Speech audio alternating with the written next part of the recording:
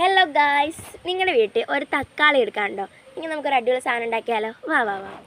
ആദ്യം നമ്മൾ ആ തക്കാളി കുനുകുനാന്ന് ചെറുതായിട്ട് അരിഞ്ഞു വെക്കാം. ശേഷം ഗ്യാസ് കത്തിച്ച് നമ്മുടെ ചട്ടി ഗ്യാസിലേക്ക് വെച്ച ശേഷം നമ്മുടെ കുക്കിങ്ങിന് ഉപയോഗിക്കുന്ന എണ്ണ ആവശ്യത്തിന് ഒഴിച്ചു കൊടുക്കാം.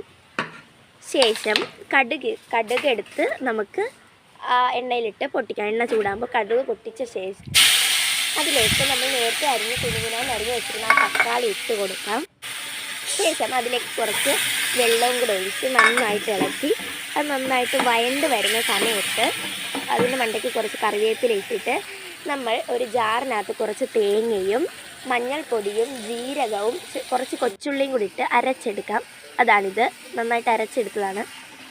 ശേഷം അത് നമ്മൾ ഇപ്പോൾ ചെയ്തുകൊണ്ടിരുന്ന ആ തക്കാളിയിലേക്ക് ഒഴിച്ചു കൊടുക്കാം. അത് നന്നായിട്ടൊന്ന് ഇളക്കി അതിലേക്ക് നമ്മുടെ ആവശ്യത്തിനുള്ള ഉപ്പിട്ട് കൊടുക്കുക. ആ ഉപ്പും ഇട്ട ശേഷം നന്നായിട്ടൊന്ന് ഇളക്കാം. ശേഷം ഈ സാധനം മറ്റൊരു പാത്രത്തിലേക്ക് മാറ്റിയ ശേഷം ആ ചട്ടിയിൽ കഴുകി അതിലേക്ക് കുറച്ച് നമ്മുടെ കുക്കിങ്ങിന് ഉപയോഗിക്കുന്ന തന്നെ എണ്ണ എടുത്ത് അതിലേക്ക് കുറച്ച് മുളക് പൊടി ഇട്ട ശേഷം ആ എണ്ണ ചൂടാവുന്ന സമയത്ത് കുറച്ച് മുളക് പൊടി ഇട്ട് കൊടുക്കാം. ഈ മുളക് പൊടി ആ ചൂടായ എണ്ണയിലേക്ക് ഇട്ട് കൊടുക്കാം. ശേഷം മറ്റൊന്നും ചെയ്യണ്ട, അത് നന്നായിട്ടൊന്ന് ഇളക്കി അത് നമ്മുടെ നേരത്തെ മാറ്റി വെച്ച ആ കറിയുടെ മണ്ടയ്ക്ക് ഒഴിച്ചു കൊടുക്കാം. ആ കറിയിലേക്ക് ഒഴിച്ച ശേഷം ഈ കറി നന്നായിട്ടൊന്ന് ഇളക്കാം. ശേഷം ഒരു ഇച്ചിരി ചോറും ആ കറിയും ഒരു പപ്പടം ഉണ്ടെങ്കിൽ ഉച്ചക്കത്തെ ഊണ് കുശാൽ.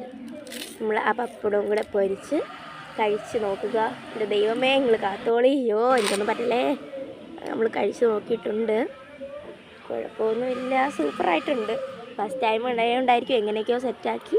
എന്തായാലും കുഴപ്പമില്ല, അടിപൊളി.